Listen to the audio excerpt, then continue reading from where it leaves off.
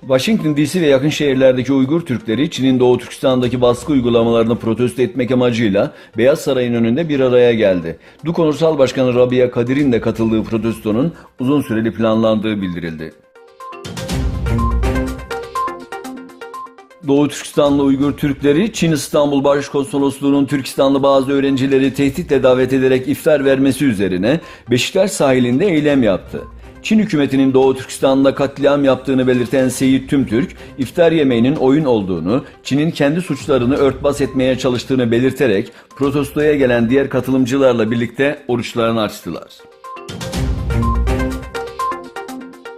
Ürdün Başbakanı Hane El Mulki, tartışmalı vergi yasasına karşı düzenlenen yoğun protestoların ardından görevini bıraktı.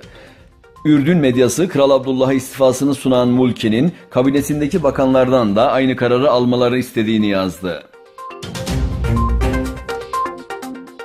Amerika Birleşik Devletleri'nde eski bir istihbarat görevlisi Çin adına casusluk yapma girişiminde bulunmakla suçlandı.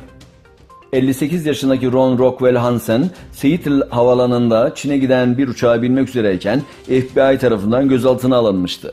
BBC'nin verdiği habere göre Adalet Bakanlığı Hansen'in Çin'e bilgi satma girişiminde bulunduğunu ve bunun için en az $800.000 ücret aldığını söylüyor. Çin'in Halkın Kurtuluşu Ordusu'na bağlı hava kuvvetleri elindeki en gelişmiş 3 tip savaş uçağı ile hava savunma tatbikatı gerçekleştirdi. Tatbikatta uçaklar havadan havaya füze taşıdı.